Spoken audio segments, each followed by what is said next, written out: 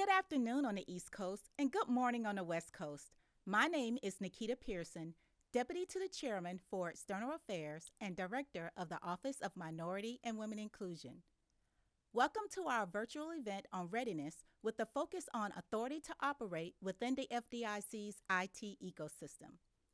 Before I chat with you about today's event, I would like to tell you a little bit more about the Office of Minority and Women Inclusion. From here on out, you'll hear me refer to it as OMWI because part of working in the government is learning how to speak in acronyms, and you'll hear more about what I mean by that later. If you're not familiar with OMWI, the office was established by Section 342 of the Dodd-Frank Wall Street Reform and Consumer Protection Act. The act established OMWI to promote diversity, equity, and inclusion, which you'll hear me refer to as DEI from here on out.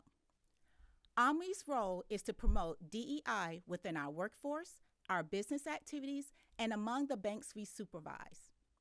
To promote DEI within our business activities, OMWI conducts outreach and provides assistance to ensure the fair inclusion of minority and women-owned businesses, law firms, and investors in contracting, procurement, and investment opportunities.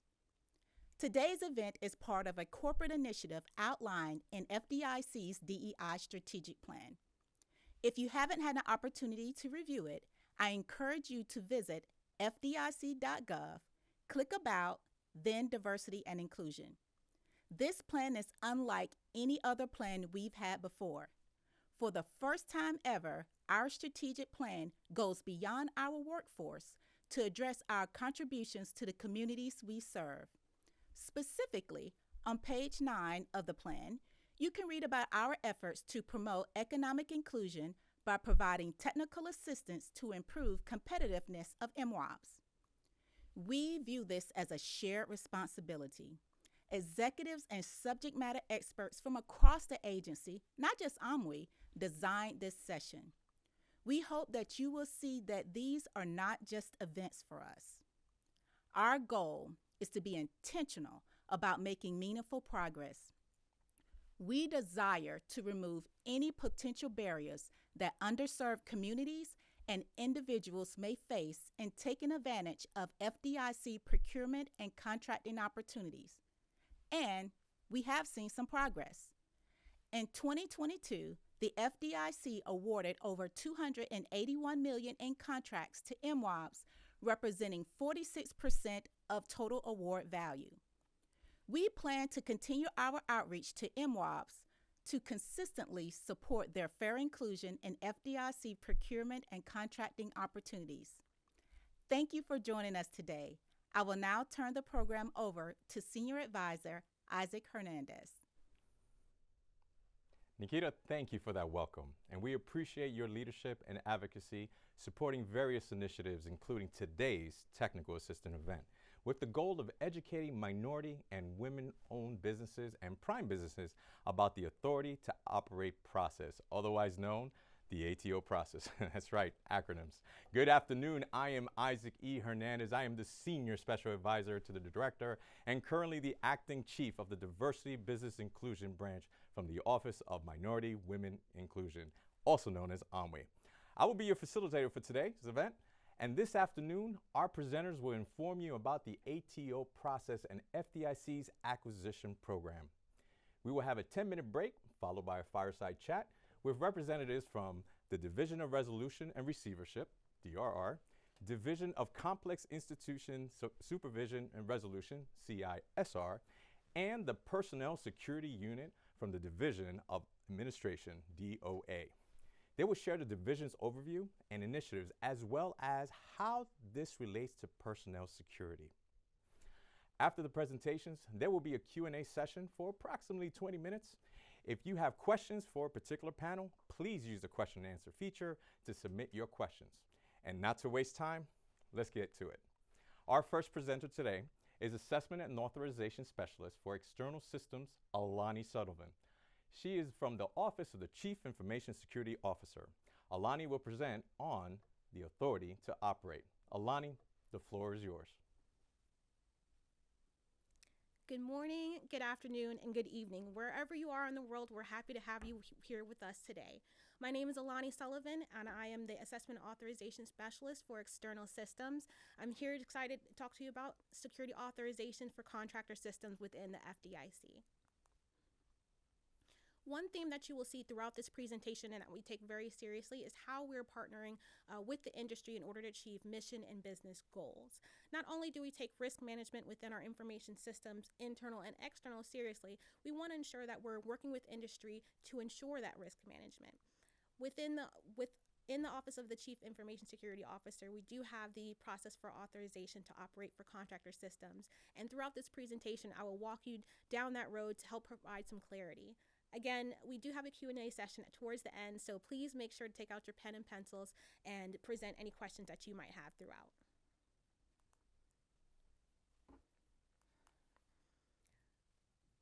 To jump right in, we do ensure that our risk management framework or our risk management process is smattered throughout the acquisition process. From pre-award to post-award throughout contract period of performance, we want to ensure that not only are we managing security, but we're appropriately applying the proper requirements. So an agile and risk-based approach is something that we do tote within FDIC. So looking at the different federal requirements from OMB to FISMA Act, to all of the guidance provided by NIST and the risk management framework.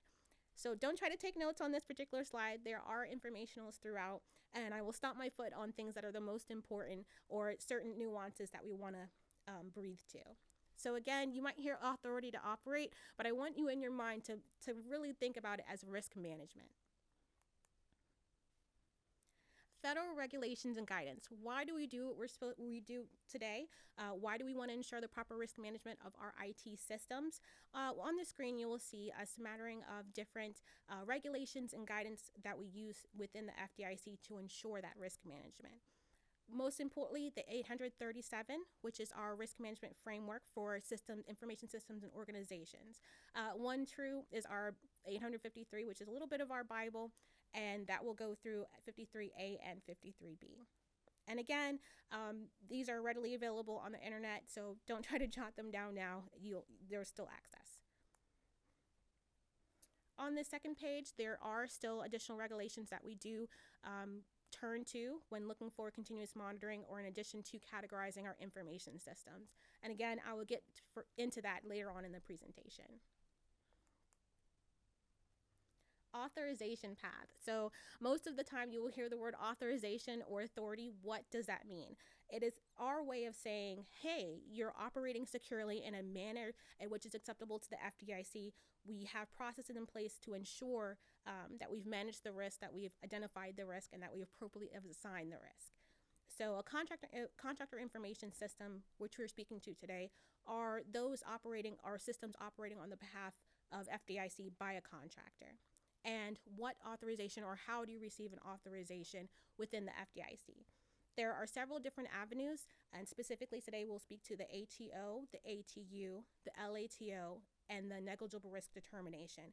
So again, there's a lot of acronyms, but within this whole framework, one thing that you will want to tote is risk management. Your authorization to operate is your traditional path through the RMF process. And this is where a system comes in. We'll walk through the selection of controls. You'll go through the authorization process and receive your ATO. An authorization to use is where we would leverage an ATO from an external federal agency or an existing authorization that the system might have. We'll look to determine the risk as applicable to FDIC and make an authorization determination. Limited authorization to operate is, for lack of a better word, your ATO light. It will help you on your way to ATO. It's an interim almost ability to receive an authorization. But we do note that you still have to receive a full authorization or a full authorization to use along your path. So even if you receive an LATO, you're still required to receive an ATO or an ATU. Negligible risk determination. This is a process that OCISO implemented in order to look at IT services which come to the FDIC, which might not rise to the level of an IT system, but we still do want to manage the risk. So it's looking at things which we traditionally wouldn't call a system, but ensuring that we're appropriately applying our key risk management functions to that service to, again, ensure risk management. The risk management framework. So this framework is what we operate to day to day, every day, and how we authorize our systems. The 6-step process, with your prepare step being 0, and again, we'll walk through all of these steps throughout the presentation, are how you receive an authorization. And it's a nice framework that allows you to conduct different steps. It walks you one by one how to conduct the categorization, how to select your controls. And controls are requirements. They're basically the same thing. Your implementation, how you're building your system to ensure those security flavors are built in from the ground up. How you assess the controls, walking through the authorization process within the FDIC, and then perform your continuous monitoring activities. There are several stages within the risk management framework: your initial authorization, continuous monitoring, and then reauthorization. So much like the different types of authorizations, there's different stages. So your initial authorization is you're fresh off the street, you're just coming in, you're receiving your first authorization to operate, or any of those 4, from the FDIC.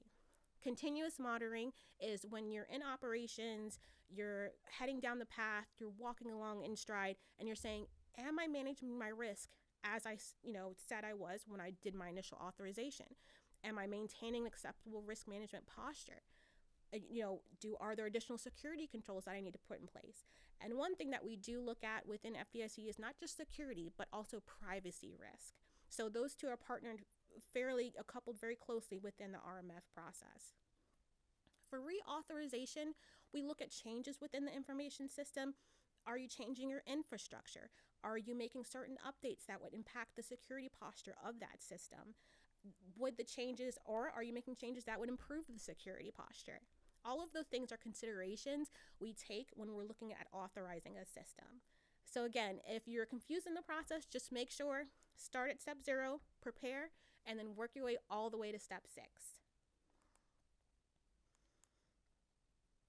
Starting at step 0, and because we do try to align ourselves with the acquisition process, we do operate within pre-award, preparing. We're ready, we're at the marker, we're setting ourselves up for success, and we're looking to the vendor not only to understand what security requirements or what level of security, but ensuring that they are able to meet those security controls. So when we issue our authorization requirements, we do expect the vendor to, in return, respond with how they're going to meet those security requirements.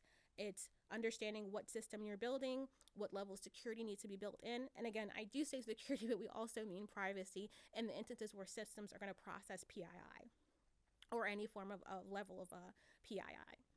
So we look to the vendor, and again, we're an open shop of communication. So if there are clarities that we need to provide, we try up front to include those within our requirements. Whether you're a moderate system, whether you're a low system, whether you're an IT service, we try to at least provide some flavor of authorization to obtain. Categorize phase. So this is where we're looking to understand the data within your system, how it's flowing, what it's storing, and the impact to FDIC. So the vendor really needs to understand how the system will operate, or how the data is flowing, or what data is contained there in the system, and then understand the impacts to confidentiality, integrity, and availability. We, on our side, will hold an assessment and authorization process kickoff. So we do like to open the lines of communication, and this is after award, and understand, okay, not everybody knows the RMF process. So how can we help you transition through the ANA process successfully? So not only will we set up kickoffs, will we ensure that you're entered into our system inventory, but there's also other opportunities for us to reach a successful end goal. So just remember, categorize is where you're looking at the data, understanding what level of impact, and then ensuring that you're meeting or at the right level of security. Because if your data types are low, then there's no reason for you to have a moderate baseline for security. But if you're a moderate, then you definitely can't implement a low baseline. Step 2, 3, and 4 are transparent to the FDIC. There are the majority of the vendor responsibility, and we're looking at the vendor to really step up, make sure the appropriate baseline is implemented within your system, making sure that you've selected the appropriate controls, your overlays, and then making sure you receive your independent assessment. And depending on your impact levels within your CIA triad, you're going to will determine your level of independence on your third-party assessment. So implement your controls. That's simple. It's your requirements. It's building the system and ensuring you're building security in from the ground up. And then assessing, working with your third-party assessor to ensure that you have implemented those security controls and privacy controls, and that the report that is established from your independent assessment is delivered to the FDIC for review. Authorization. This is where the FDIC has a heavy footprint and where we want to ensure the success of vendors. So not only do we take in your third-party assessment results and use those to conduct the independent verification and validation, but we use that to determine and help the authorization official determine what's the level of risk for operating this system. Is it acceptable? Are we doing our due diligence to ensure the proper security controls are in place to have a successful risk management framework? We do ask the vendor to be responsive to any additional information we might ask or we might need in order to make that authorization determination. And then if there is additional follow-up needed to provide risk mitigation plans, we do look to the vendor to be compliant in that. So again, there are a lot of steps and a lot of activities involved in the risk management framework. But again, the key word I want to stomp on is risk management. We want to ensure that we're doing our due diligence and then we're walking successfully through the path of making sure that the security and privacy requirements within our information system are at a certain level and a certain standard. Continuous monitoring. So this is within operations. Your system is chugging along. It's doing what it's supposed to do. It's serving the program and the business and making things happen day to day. We do require the vendor to do continuous monitoring. And you're thinking, what is that? It sounds like a lot of effort. No, once you're through the RMF process, it's just monitoring and maintaining that the appropriate level of security for your system. So it's looking to make sure that you're mitigating risk appropriately and in a timely manner. It's making sure that you're continuing to patch. It's looking to make sure that you're continuing to update, so that way when there are security issues, we're able to trace it back and say we did our due diligence, we've been monitoring our systems, and then the information that you glean from your continuous monitoring operations, we take that again internally to make sure that our risk appetite is managed. One thing I do want to harp on here or point out to ensure that it's understood, continuous monitoring is flexible. We do understand that sometimes the assessment and authorization process can seem daunting. It can seem the long pole in the tent. And we are here at this technical assistance event to ensure that we are communicating the opportunities, the pathways, the different process flows, the different levels of communication that we have in place to ensure that risk is managed and that the appropriate authorization paths are taken. So again, you might say, okay, ATO, but we say risk management.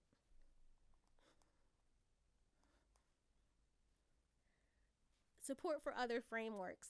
So again, we realize that in industry, everything is not hard and fast. There isn't the you must abide by NIST all the time, every day, all things everywhere all the time. So we do offer the opportunity for vendors whose systems have received SOC or ISO certifications to come in to the fold, and we have opportunities and we have processes to look at the information presented in SOC 2 Type 2 reports and understand the risk associated with those systems and properly identify what type of authorization path that system would take. And again, just in case you're tired of hearing me talk so far, little call out box at the bottom, we're looking at, hey, do we have a complete understanding of what the system documentation is? And I know a lot of people will say system documentation isn't important as how robust the system is. Well, if you don't know what you're doing, then how do you know you're doing the right thing? Making sure that system documentation, your security authorization package, your system assessment report are up to date, current, showing you any risks that are apparent. Residual risk. okay, you've done your due diligence, you've built the system, you've identified the risk, and you've burned it down as far as you can. What's the leftover risk? What is residual for us to understand, and what's the impact to FDIC? And then your authorization. That's the goalpost that everybody wants to cheer to and achieve. So again, it's looking at these different frameworks, seeing how we can understand that one size doesn't fit all, and how we can work with industry and partner, and to better understand our risk with our contractor systems.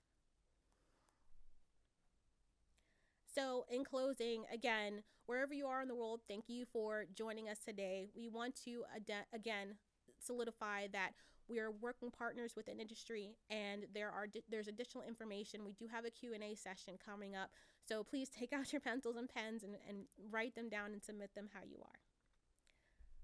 Thank you, and back to Isaac. Outstanding. Thank you, Alani, and I won't get tired of listening to you. Trust me on that. As a reminder to our viewers, if you have any questions, you may submit your questions via the chat. It's a trend. So now at our next presenter. Our next presenter is Assistant Director Marcy Almeida from the Acquisition Services Branch, who will share information on FDIC's acquisition process. Now, after Marcy's presentation, we will have our first Q&A session. So Marcy, if you're ready for us, the floor is yours. Thank you so much, Isaac. Hi, I'm Marcy Almeida. I'm the new Assistant Director for the Dallas section within the Acquisition Services Branch, known as ASB. Thank you so much for joining us today. I have a few slides with me today that I'd like to share with you so that I can provide you with some insights on how to do business with the FDIC. ASB is part of the Division of Administration, and we have a headquarters in Arlington, Virginia, and we also have a regional office in Dallas, Texas. ASB is responsible for procuring all goods and services for the FDIC, which means we have a lot of customers. Within ASB, we buy contractor support services that include loan servicing, construction, renovation, asset management and disposition, as well as information technology systems. In most federal agencies, opportunities to bid on these solicitations are posted on sam.gov. However, the FDIC does not use appropriated funds, and we are not subject to the federal acquisition regulation. ASB has established its own contracting practices and policies that are housed in our acquisition procedures, guidance, and information, which we call the PGI. So here are the FDIC procurement processes. Here at the FDIC, we follow a very similar process to other federal agencies. We do what are called cradle-to-grave procurements. This just means that the contracting officer maintains control and responsibility for a procurement action from pre-procurement phase through contract administration and closeout. Here we have our 5 basic steps that are pre-solicitation, solicitation, evaluation, and award, as well as contract administration, which we call post-award. This is within step 0 of what Ms. Sullivan mentioned earlier. The FDIC is unique in that we have a special requirement to increase participation by minority women-owned businesses, also known as MWOBs, in all of our program areas. To ensure that we are working towards that goal, we aim to include at least 33% of MWOBs in each one of our solicitations. To that end, we are very thankful that you have joined us here today to learn more about how to do business with the FDIC. Our event today is centered around ATO, which is the authority to operate. From a procurement standpoint, I want to make sure that firms are aware that you may see this requirement in at least 4 sections of your request for a proposal. I'll go over these with you today, but if you take nothing else away, I'll let you know that it is in sections B and C and L and M. It is very important that when you build your proposal, you pay close attention to the sections where ATO is mentioned. For example, you may see ATO mentioned in section B. This is what we call our supplies or services and prices and costs. Typically, you might see any of the 3 types of ATO pricing structures. Some would be fixed, non-reimbursable, or hybrid. Firm fixed price means that you as a contractor pay the price and the government would pay you for the ATO costs. Non-reimbursable means that you pay the price and the government does not reimburse you for your ATO cost. A hybrid pricing structure is a combination of the two, which means that the FDIC may pay a portion of the cost, but not all, and then you as the contractor would be responsible for the cost that the government does not cover. Like I mentioned before, there are 4 places within the RFP where ATO may be mentioned. Here on this slide, the second place is Section C, which is your statement of work, your statement of objectives, or your performance work statement.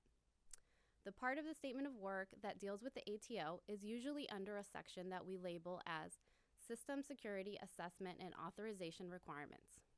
This section may have subheadings that also include the label of Authority to Operate. Here is the meat of the ATO requirement. In this section, we describe the process and the steps that the contractor can take to be in compliance with the requirement in the RFP. In this section, in Section C, we also mention NIST publications that you can take a look at to get further information on how to meet these requirements. If there are terms that you are not familiar with, these publications will help you understand what they mean and what your role is in the process. So once you've read up on the ATO requirement in the SAO or the PWS and you are clear on the process of what is required of you when you submit your RFP, you might be asking yourself, how should I structure my proposal to make sure that I address the ATO requirement? The answer to that is to follow the instructions, conditions, and notices to offers that are found in Section L. Section L, as noted on the slide, is the third section where ATO may be mentioned in your RFP. Often you will see ATO listed as a sub-factor. What does this mean? This means that in order for your proposal to be evaluated, responding to the ATO sub-factor is required. Failure to do so may result in your proposal not being evaluated for this requirement. And of course, we come to the fourth section where you will see ATO mentioned in our RFPs or requests for proposals. Section M, which is also known as the evaluation factors for award.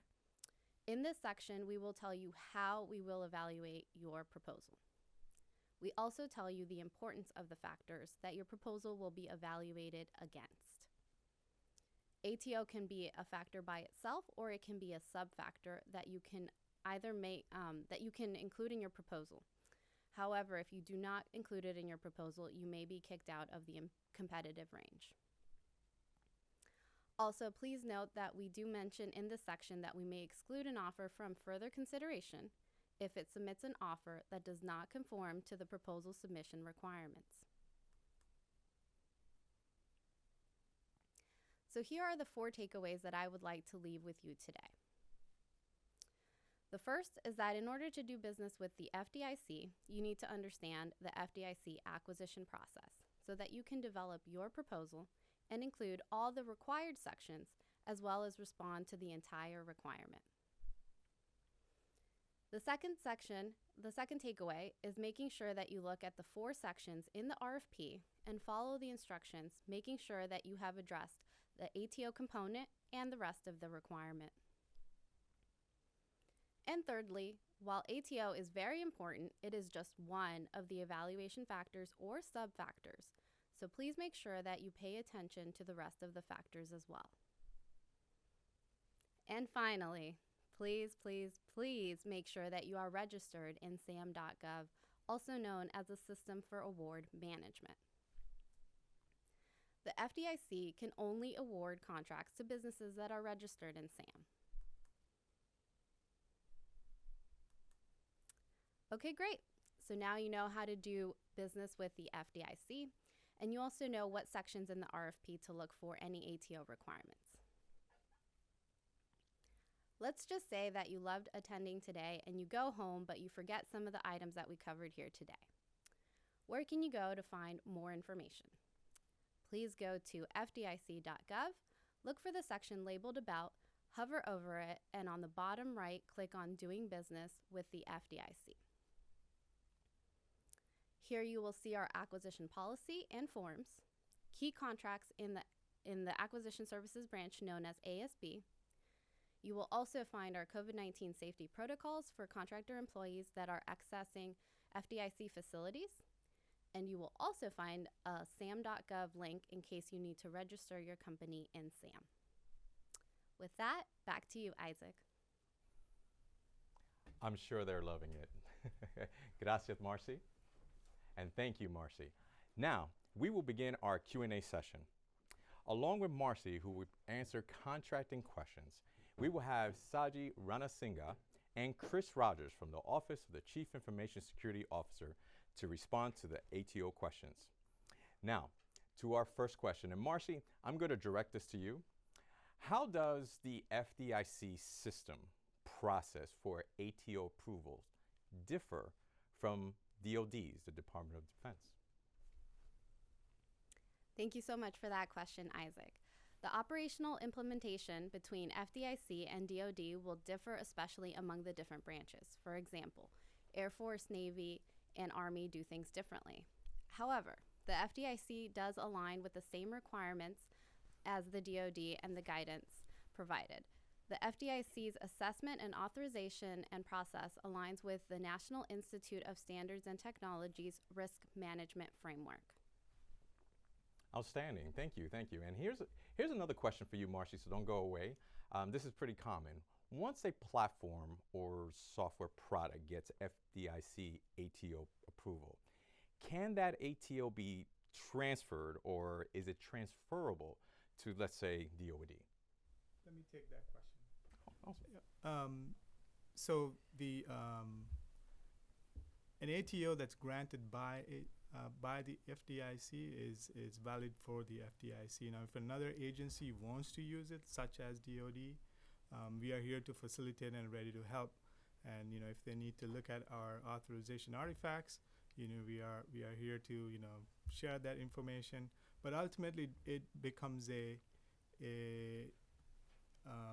decision, or it becomes DoD's decision if they want to leverage our ATO the same way we would leverage another agency's ATO.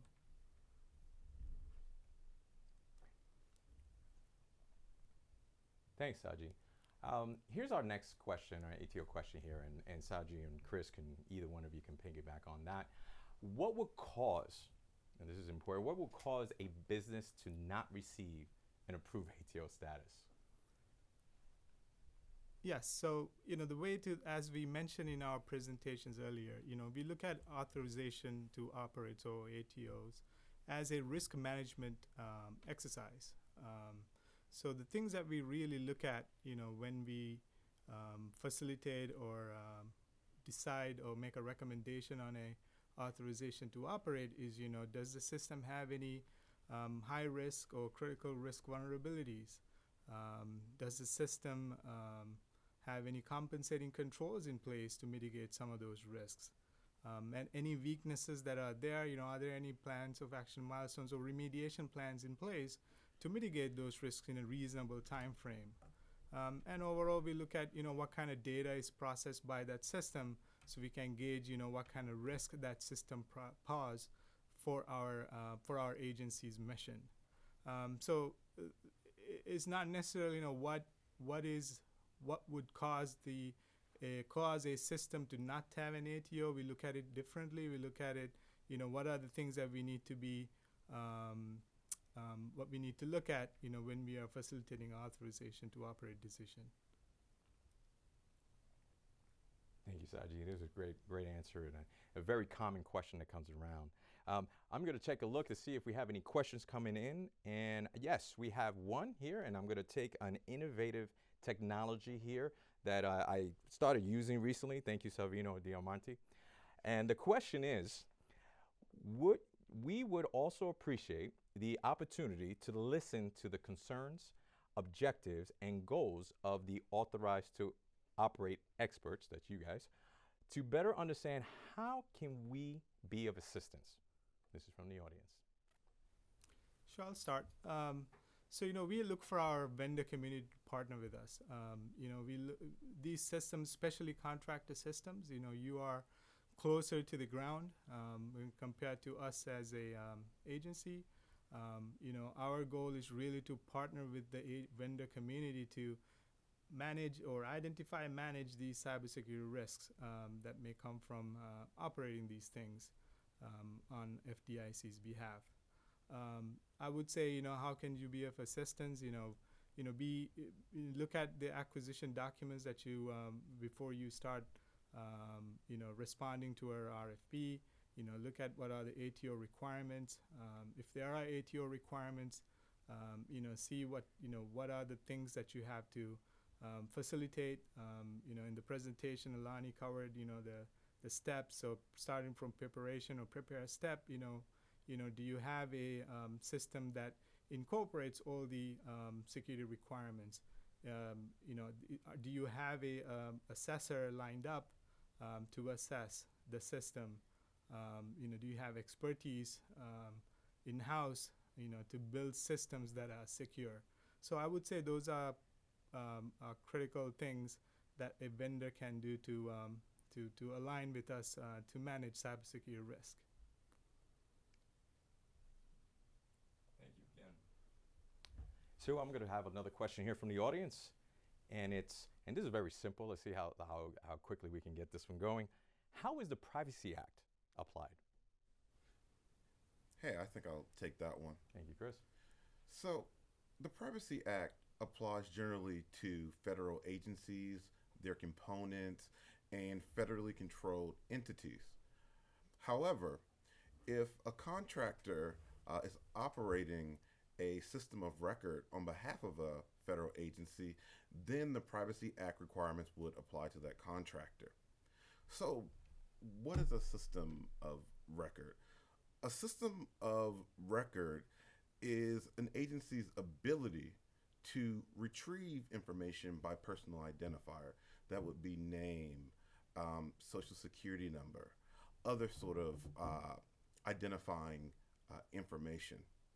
When a system of record is created, the agency, in consultation and with the assistance of its contractor, must publish a system of record notice in the Federal Register so we can give the public transparency on how we're processing their data. Thank you, Chris, for that. Sharing your knowledge it's incredible. Every time I talk to all of you, I just learn something new every time.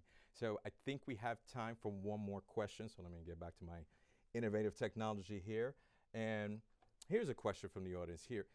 Are there any special certifications you require from companies to perform software services? There are no special certifications. We look for the vendors to make sure the software that we are acquiring are really secure. But as far as the certification, there's no specific certification that we look for. All right. So we're going to squeeze another one if you guys don't mind. So you have one more question, and this is important. So let's go here. And this is a little long one, so bear with me. How many on-prem versus cloud-based systems are within the scope of concern? Is compliance conducted by a centralized group, CISO or what have you, or are these ISSOs and system owners for each department that manages their own respective ATO process? Let me know if you needed me to repeat that again, because it's a lot. So there's two questions here. So the first one is, how many on-prem versus cloud-based systems are within scope and concern? Let's start with that one. Sure. So it's really does not matter. So if it's a on-prem or cloud-based, end of the day, that system requires an authorization to operate. Now we do leverage FedRAMP heavily if it's a cloud system, and that particular cloud system has gone through the FedRAMP's authorization process. Okay, so the follow-on question to that is compliance conducted by a centralized group, or are the ISSOs and system owners for each department that manages their own respective ATO process? So FDIC's assessment and authorization process is centrally managed by the Office of Chief Information Security Officer. We have system owners that we assign to each system, and they could be from a particular business group or a business unit or a division. We have ISSMs that are we call information system security managers, and accompanying information system security officers that are again assigned by OCISO to that portfolio of systems. We also work with our information security managers that are from divisional offices, especially when it comes to contractor systems, to make sure those systems have appropriate authorizations. Well, I think we can continue on, but we must keep the show going. So thank you, Marcy, Saji, and Chris, for sharing your knowledge with our viewers. To our guests, again, please continue to use your questions and answer feature to submit questions for our presenters. At this time, we will take a 10-minute break and we will reconvene. See you then.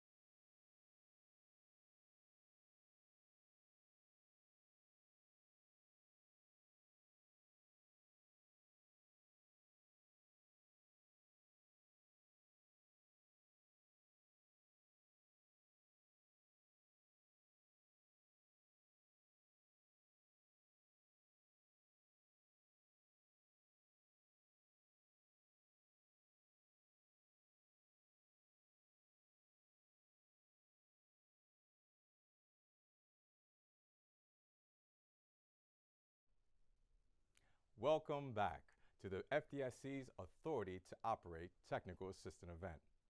Our next presenters are from the Division of Resolutions and Receivership, Assistant Director Andrew Sterling, from the Division of Complex Institution Supervision and Resolution, Deputy Director Krista Hughes, and Personnel Security Unit Chief DJ Miller. During this fireside chat, they will share their division's overview and initiatives, and as I said earlier, how this relates to personal security. And with that, Andrew, I will turn it over to you. Thanks, Isaac. And I want to thank you, Director Pearson, and the OMWE staff for putting this event together. I've got to say, I learned a lot in the first session, and I'm really grateful for the work that you guys have done to get us all together here today. Thank you for the introduction. I'm Andrew Sterling, and I'm Assistant Director in our Division of Resolutions and Receiverships. My division has responsibility for resolution of all financial institutions with total assets below $100 billion, which that's a lot of money, right? And it's most of the financial institutions in the country.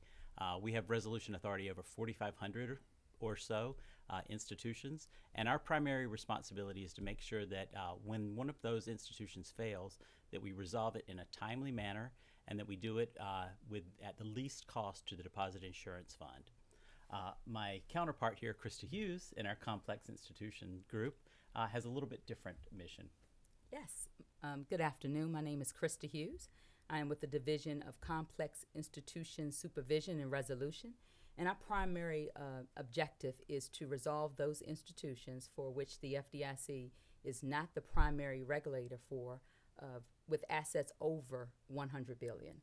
And so our portfolio consists of about 27 for backup supervision and 34 for resolution authority. Excellent. Thanks, Krista.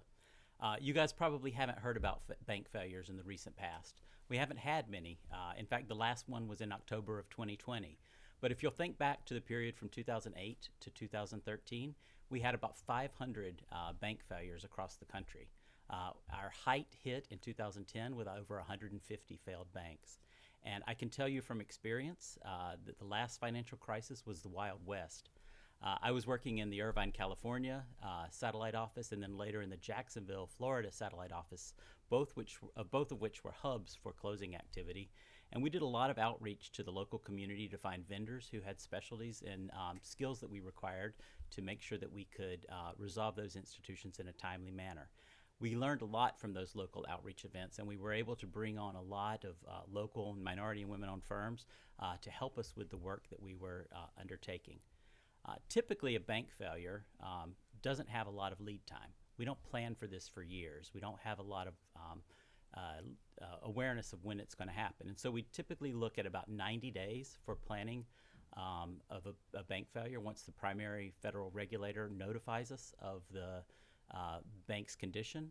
During that period, we rely on the support of vendors to help us do a number of activities in a very short order. We want to value the largest assets of the bank.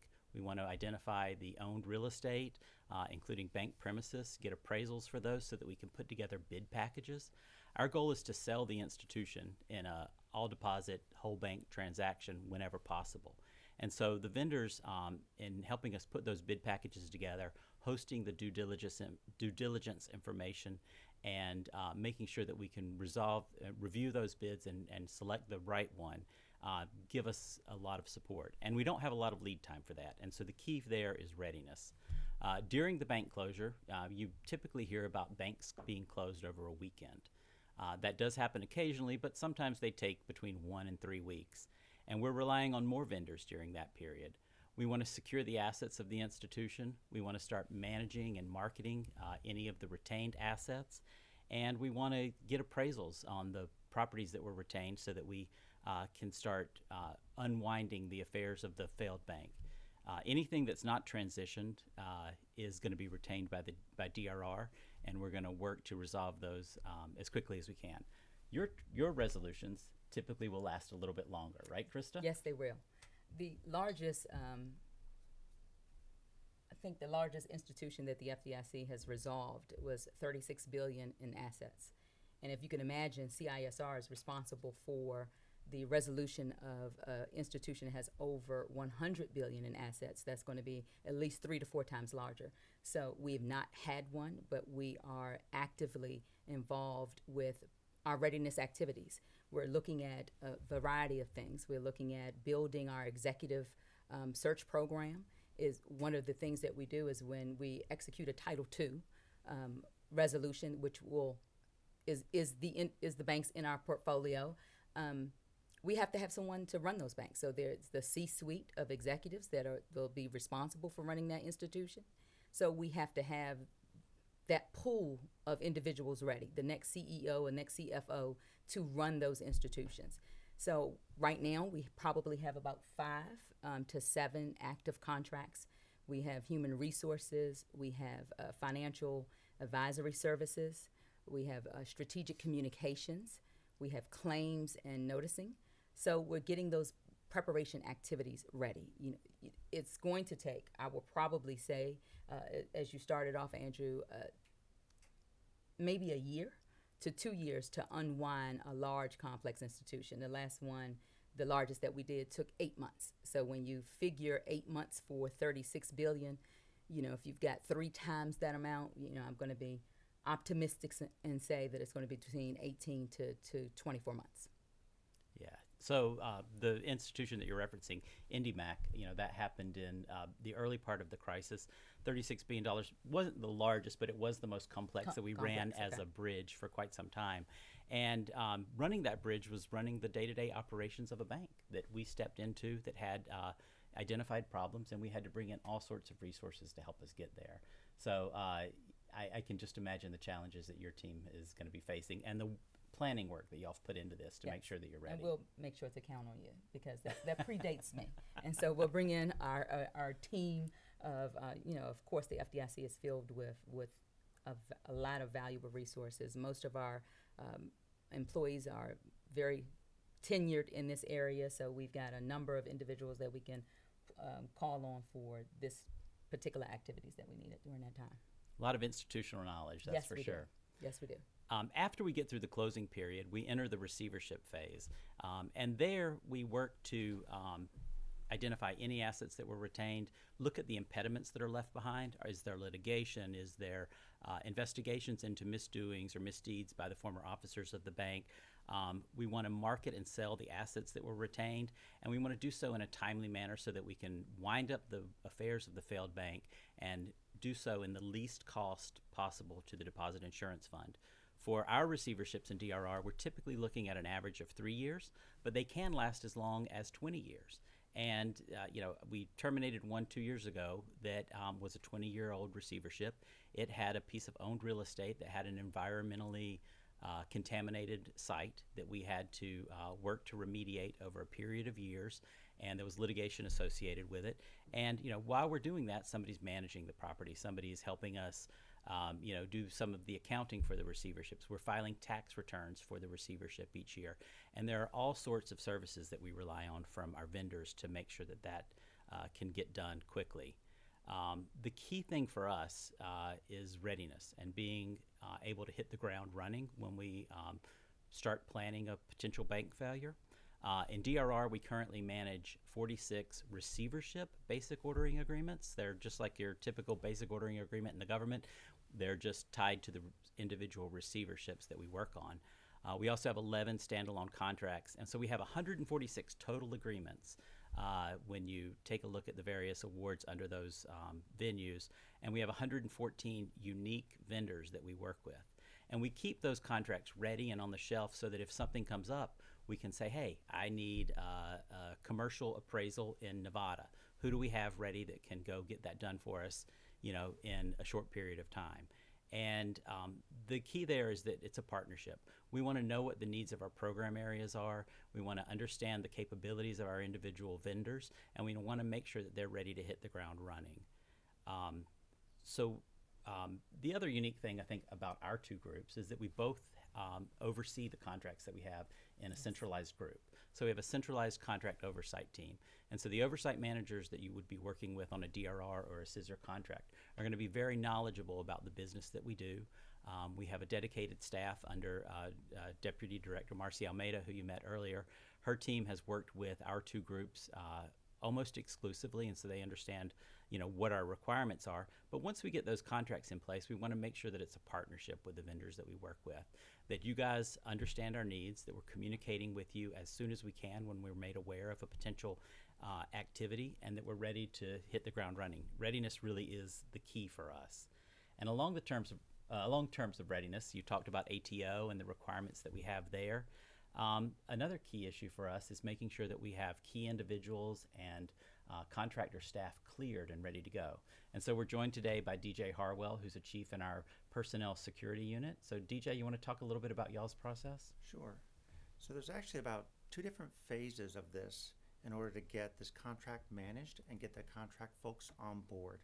The first phase is really the pre-award phase, where we're working with those respective contract and the contracting officers in order to work through the security process and do a vetting of the contract and its key personnel. Once we've vetted that contract and key personnel, then that contract is ready to be awarded. Once it's completed, then we're working again with the contracting officer and the oversight managers in order to bring the new people on board, those new contractors. We're going to do a preliminary vetting so that we can get them on board, and then we're going to do a full background investigation to get them fully cleared so that we can retain them as trusted workforce for FDIC. Thank you, DJ. And I gave you a new last name. I apologize, DJ Miller. So that's me. I did want to add that I talked a little bit about the contracts that we have on the shelf so that we're ready to go in case of a crisis or need. We are constantly refreshing that supply, and so we're recompeting. This year we have 13. ARBO is planned to be resolicited, and we want to make sure that we're managing the portfolio so that we can get the best services from the best vendors possible. And we really do look at familiarity with local markets, geographic diversity, as well as experience diversity. It's very important for us to make sure that we're ready to handle the unique demands of financial institutions across the country. So there's a lot of activity in DRR, and CISR has been right beside us as we go through this. So Yes. The key is readiness. Readiness never takes a day off, is what we say here. So. With that, Isaac, I think we'll see if there are any questions. Thank you, Andrew, Krista, and DJ for the valuable information. And speaking about readiness, I got a couple questions. Krista, I'm going to direct one to you. One of the questions that came in was, what is Title II that you referenced earlier? Title II is the Dodd-Frank Act. We have the Title I and Title II. Title I under the DFA is the firms are required, or banks or institutions are required, to provide us information on how they would liquidate themselves in bankruptcy. When that is not successful, Title II is when the FDIC steps in and we acquire the firm. So that is the Title II of DFA. A little bit of a distinction too in how you would resolve an institution. For us, we're all working to do it in the most timely manner. We want to ensure confidence in the financial system and mitigate any impact on the deposit insurance fund. For us, we have a requirement to do so in the least costly manner. With yours, because of the complexity of the institutions, cost isn't always a factor. I want to say that nicely. Obviously, you're working towards it, but you have a little more flexibility in the transactions that you guys select. Yes, we do. Awesome on Title II. And speaking about acronyms, Andrew, you mentioned ARBOA earlier. Can you explain what that is? Absolutely. So it's a receivership basic ordering agreement. And in the contracting world, a basic ordering agreement is an agreement with multiple firms to provide a specific set of services. We would issue a task order off of that ARBOA and for a specific receivership. We have some curious minds out there, curious minds. So I have a question here, and it's affected to all of you. Since we're talking about ATOs, how does the ATO process affect your respective division and offices? So I'm going to start with Krista, and we'll go this way and back to DJ. Okay. The ATO process is extremely important. The information that we are managing, or the data from the largest institutions, from supervisory data to account information. So it's extremely important, and we need to make sure that the vehicles in place or the systems that are in place are secure. You know, the last thing that you want is a data breach during that time. So you've got a Mr. and Mr. Joe consumer, Mrs. and Mr. Joe consumer already at a contentious point where your bank has failed. You don't need to worry about your information being unsecure at that time. So, you know, the ATO process is extremely important. I think it's a part of any process, just to make sure that the systems are secure, solid, and that they're in place to safeguard the public. Yeah, and I will piggyback off of what Krista said. You know, the FDIC's been in place since 1933, and since that time, no insured depositor has lost a penny of insured deposits. And I think that says a lot about our role and how seriously we take maintaining confidence in the financial system and doing, you know, our best to maintain financial stability in times of need. I think the ATO is a perfect, you know, contributor to that. We want to ensure that the contractors that we work with, that the systems that they use rely on, you know, cutting edge technology to mitigate any potential breaches and to, you know, give us the assurance that we need that our data is secure, that depositors' data are secure, and that you, as our vendors, that your information is secure as well. I'm going to go back to the beginning as well. So in order to even get that far, we got to get the contract. In order to do that, we've got to do the vetting. And I think we may have mentioned earlier about risk management in the previous discussions. When we look at these contracts, some of the contracts are going to be at, let's say it's a moderate risk, right? Some of them may be at a higher risk, and we have to take a different view at that and evaluate what those risks are to the FDIC and the information that we're trying to protect. So in order to get to that point for an ATO, we evaluate the risk, we evaluate the personnel that are going to be on there in order to make sure that they can meet that level of risk, and then work with them to maintain that risk. That's excellent. Thank you, DJ. And I'm going to stick to you here. I want to double click on something that came in here. And here's a question here. When conducting a full background check on key personnel, does that impact the timing of the vendor, or excuse me, does that impact the timing, and when can the vendor begin working in an awarded contract, on an awarded contract? So I'm going to go back to my two phases. First, we're going to clear that pre-award for the contract vendor and the key personnel. That could only take a couple days, right? We can get that done fairly quickly.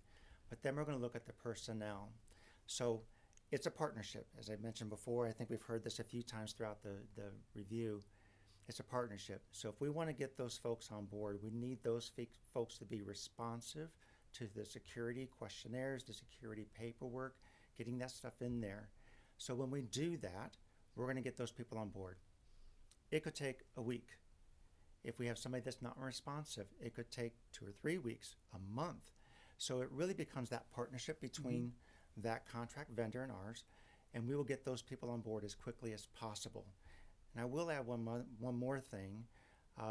There's a thing called reciprocity, and I think we've probably heard this from other companies, other agencies. We do look at reciprocity to try to bring folks on board as quickly as possible, so that if they are working with another agency, we can look at that, evaluate it, and then make an adjudicative decision that we are looking at. And I will add an extra to that. The FDIC is a unique place. There are unique regulations related to the FDIC that we have to evaluate. So a question that oftentimes comes up is, well, if I was already over at this other agency, can't I just come over to this agency? Most of the time that answer is going to be a yes, but we have to look at those unique requirements for the FDIC, sometimes related to things like financial situations. This is the FDIC after all, right? Yeah. So we're going to look at those types of situations to clear the folks. So short answer, it could be a couple days. Long answer, it could be a few weeks, but we'll do it as quickly as possible. I like the couple of days option. I do too. And I will say that if you're awarded a contract with DRR and we have some activity, my oversight managers or I are going to be calling you and your firm to make sure that the staff you're trying to get cleared gets their paperwork in very quickly. And I would think that. Great answer, DJ. Must have been reading the mind, or you're probably looking at the questions coming in, because two of the questions you pretty much answered it, so we're good on that. Krista, we're going to go back to you. The audience would like to know, what was the dollar size of the banks your group supervises? $100 billion. and assets, which the FDIC is not the primary federal regulator for. So your primary federal regulators of our institutions would be the OCC and the Federal Reserve. Awesome, and that's B, billion. That's Just let everyone know. So, again, Andrew, Krista, DJ, thank you. Like the saying goes, time flies when you're having fun. So it's hard to believe that we are at the end of this technical assistant event. Before I go to the last speaker, the last presenter, I would like to personally thank all of our presenters, and especially Velda Flood and Kay Simon from OMWI for the planning and coordinating and the collaboration of this event. And especially those behind the cameras on today who are making us really, really look good. I am honored and privileged, and we are now going to go to our closing remarks.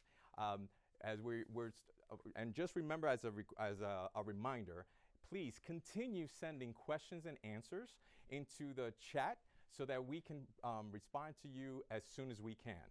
This is not the end of the education. We will continue going from there. So I am done.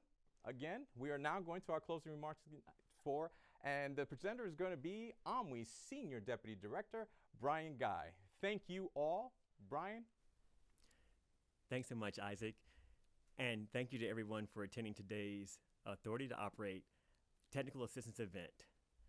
We are so very grateful to our FDIC experts for sharing their technical assistance to those who are interested in this important requirement. FDIC hopes that our attendees received valuable information they can use for future procurements, whether within the FDIC or other government agencies. Today's event, like Isaac mentioned, is not the end of our technical assistance efforts. We invite you to visit our website at www.fdic.gov/MWOP to learn more about the agency's Minority and Women Outreach Program. For additional questions, you may email us at mwoboutreach@fdic.gov.